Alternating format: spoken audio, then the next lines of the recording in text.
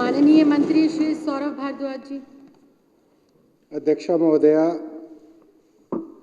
ये मामला मेरे विभाग का नहीं है, आतिशी जी के विभाग का है, इसलिए मैंने अपना नाम स्पीकर पे नहीं दिया हुआ था। मगर जब मैंने संजीव झा जी को सुना, मुझे लगा मुझे भी एक विधायक के तौर पे अपनी बात रखनी चाहिए, क्योंकि मैंने इस विषय की तैयारी नहीं की तो बहुत ज़्यादा तकनीकी बात मुझे नहीं समझ में आई। मगर एक तकनीकी बात जो मुझे समझ में आई वो ये है कि अफसरों को ये कहा गया है कि आप फाइल पे कुछ भी उल जुलूल लिखिए, कोई भी कुतर्क डालिए, सरकार की पॉलिसी को रोकिए। और अफसरों को ऐसे कुतर्क फाइल में लिखते हुए ना तो शर्म आती है, ना उन्हें इस चीज का अंदाजा होता है कि कल को आप फाइल पे अपनी कलम से जो बकवास लिख रहे हैं उसके लिए आपको सजा हो सकती है। आप क्रिमिनल काम कर रहे हैं भाई। आप अपनी प्रेमिका को प्रेम पत्र नहीं लिख रहे हैं जिसमें आप जो चाहे लिख दें।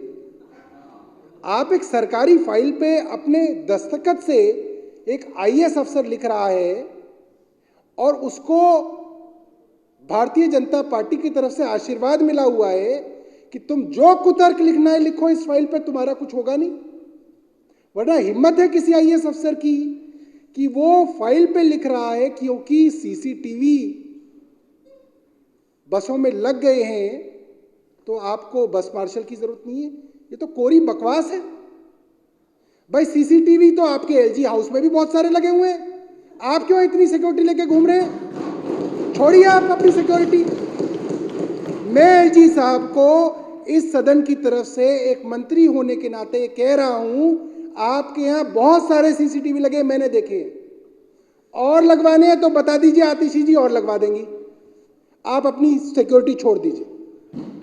कब छोड़ेंगे बताइए? छोड़ेंगे? और जिस अफसर ने लिखा है इस फाइल पे, वो अफसर भी एक पुलिस वाला लेके घूमता है, मैंने खुद अपनी आंखों से देखा है। वो क्यों लेके घूम रहा है?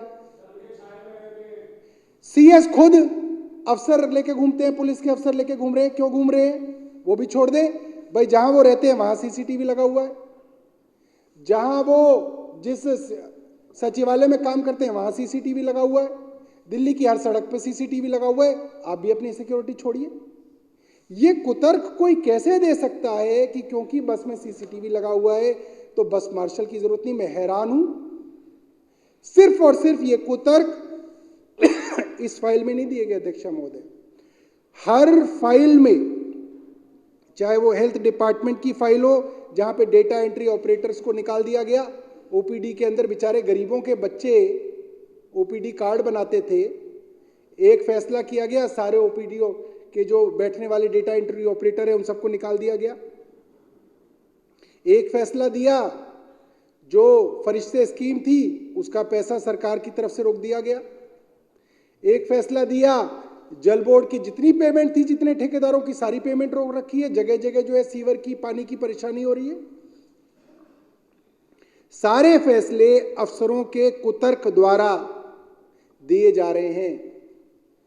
और ये अफसर कुतर्क इसलिए दे रहे हैं क्योंकि भारतीय जनता पार्टी की शय है कि आप निहायत बकवास फाइल पे लिखें, कुतर्क लिखें। उन कुतर्कों के ऊपर हम सारी की सारे काम जो है दिल्ली सरकार के रोक देंगे।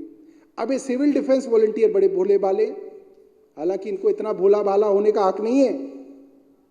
ये इतने भोले भाले हैं कि इनको अभी तक यही समझ में नहीं आया कि इनकी नौकरी कैसे गई। इनको गुमराही किया जा रहा है। भैया आप ये बात डिसाइड करिए, समझिए। जिन अफसरों ने आपको नौकरी से निकाला वो अफसर एलजी साहब के आंख के तारे हैं। ये मैं पूरे विश्वास से और पूरी अथॉरिटी से कह रहा हूं। क्यों? जिस ट्रांसपोर्ट सेक्रेटरी ने इन गरीबों को निकाला, उस ट्रांसपोर्ट सेक्रेटरी को एलजी साहब ने अपना प्राइवेट सेक्रेटरी बना लिया, प्रिंसिपल सेक्रेटरी टू एलजी बना लिया सबके सामने।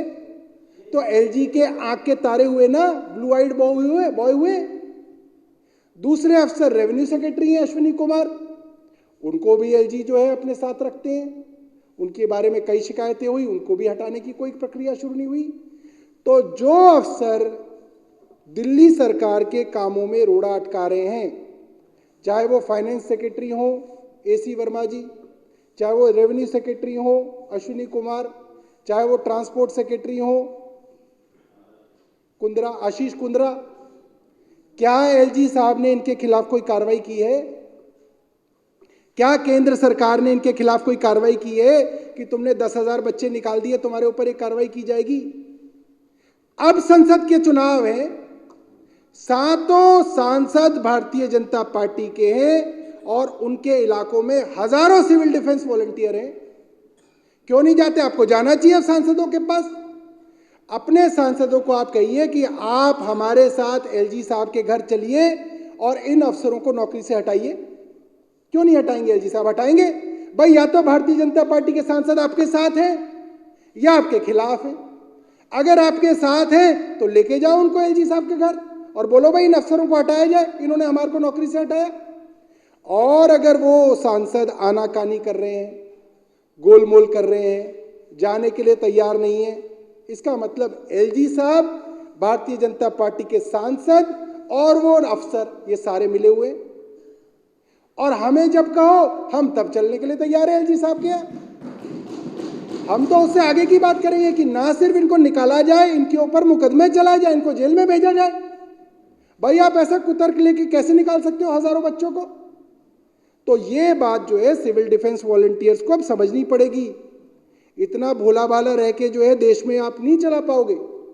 आप इसको तय करो, या तो भारतीय जनता पार्टी आपके साथ है या दिल्ली सरकार आपके साथ है, और तय कराओ। ये गोलमोल करने के चक्कर में सारे गेस्ट टीचर जो थे वो आउट हो गए, क्योंकि उनको समझ में ही नहीं आया कि उनके साथ कौन है और कौन उनके खिलाफ है। एलजी साहब उनको गोलमोल करते रहे।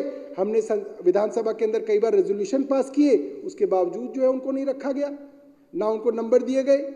इनको ये कह के बेवकूफ़ बनाया गया कि आप सबको होमगार्ड की तरह से जो है ले लेंगे। और जब होमगार्ड की भर्ती निकाली है तो उसके अंदर जो है इनको कोई तरजीह नहीं दी गई है। मात्र मुझे लग रहा है छोटा सा 5 नंबर इनको दे दिए गए, उससे इनका कुछ नहीं होगा। ज़्यादातर ये जो सिविल डिफेंस वॉलंटियर है, इनकी उम्र ज़्यादा हो गई है, तो अप्लाई भी नहीं कर पाएंगे उसके अंदर, उसमें क्वालिफिकेशन डाल दी गई है। तो ये जो है सिर्फ और सिर्फ जो है सिविल डिफेंस वॉलंटियर्स को गुमराह किया गया, इनको बेचारों को बेरोजगार किया गया और इनको फिर वहां पे धरने पे बिठा दिया गया। नहीं भाई तुम जो सेक्रेटेरिएट के सामने बैठ के धरना दो। और बेचारे देते भी रहे, बट उससे होगा क्या? जहां पे पावर है आपको उसके ऊपर जो है दबाव डालना पड़ेगा। ये आपने मुझे मौका दिया अध्यक्षा महोदया, मैं तैयारी से नहीं आया था, बट मेरा बड़ा मन था कि मैं इस बात पे अपनी बात रखूं। आपने मुझे मौका दिया और आप बहुत अच्छी लग रही हैं आज इस कुर्सी पे। आपको बहुत बहुत बधाई।